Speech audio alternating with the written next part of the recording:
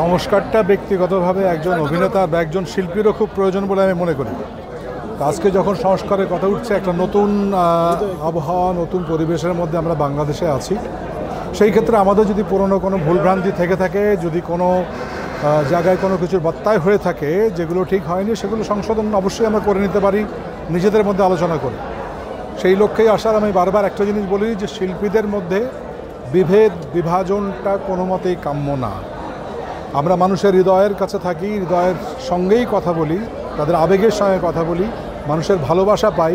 সেই ভালোবাসাটাই আমরা পেতে চাই আগামীতেও। 1971-এ যেমন শিল্পীরা ভুল করেনি, তাদের নিজস্ব সংস্কৃতি দিয়েই এই দেশটাকে স্বাধীন করেছে, এগিয়ে নিয়ে গেছে। শিল্পীদের একটা বিশাল বড় ভূমিকা ছিল স্বাধীনতা যুদ্ধে, আপনারা জানেন। সেই হিসেবে বলি যে সমস্ত গণ আন্দোলনের সময় কিন্তু নিজেরাও এগিয়ে আসে। আমরা 90-তেও দেখেছি, 90-তেও নাটকের শিল্পীরা রাস্তায় ছিলেন, বারবারই ছিলেন। সেই জন্য সংস্কারের প্রক্রিয়াটা যদি ভালোর জন্য হয়, যদি আমার এগিয়ে যাওয়ার জন্য হয়, তাহলে অবশ্যই আছে। এবং দিন শেষে আমাকে আর একটা অভিনেতার সঙ্গে আর একটা মানুষের সঙ্গে কাজ করতে হবে। সুতরাং আমাদের মধ্যে কোনো ধরনের বিভেদ বিভাজন যেন না থাকে, একে অপরের বন্ধু হয়ে থাকতে পারি। যদি সমালোচনাও করি সেটা নিজের একান্ত থাকবে, এইটাই আমার চাওয়া। রাজনীতিবিদ হবেন কিনা শিল্পী নিজস্ব সিদ্ধান্ত, কিন্তু কোনো শিল্পকর্মই আমি মনে করি না রাজনীতির বাইরে।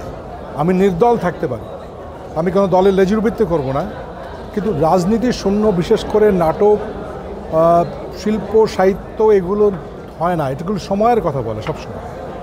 সময় তো চলমানতা, মানুষের অর্থনীতি, সমাজ, এগুলোর বাইরে কোনো জীবন চলমান নয়। সুতরাং আমি যদি মানুষের কথা বলি, আমি যদি সমাজের মুক্তি চাই, আমি যদি মানুষের ভালো চাই ব্যাপক অর্থে, তাহলে একেবারে রাজনীতিহীন হওয়াটা খুব মুশকিল। যদি কেউ রাজনীতি করে, রাজনীতি করুক, সরাসরি রাজনীতিতে নেমে করুক, আমরা এর আগে অনেক জায়গায় দেখেছি। কিন্তু সেইটার প্রভাব যেন আমাদের শিল্পকর্মের উপরে, অ্যাক্টর সিকিউরিটি বা অভিনয় শিল্পীর সঙ্গে উপরে না আসে।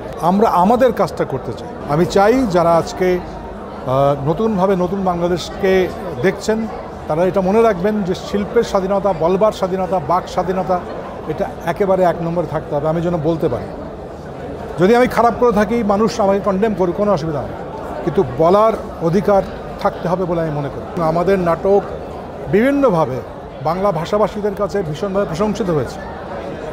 আজকে যদি দেখেন, ইউটিউবের কারণে আজকে আমাদের দেশ ছেড়ে অন্য জায়গায় কিন্তু এটা ভীষণ পপুলার। আমাদের প্রচুর অ্যাক্টরস আসছেন যারা খুব পপুলার, তাদেরকে নিয়ে কিন্তু বাইরে অনেকে ভাবছে। তো এই যে একটা গ্লোবালাইজেশনের জায়গায় চলে আসছি আমরা, আমি আজকে পৃথিবী থেকে বিচ্ছিন্ন নই।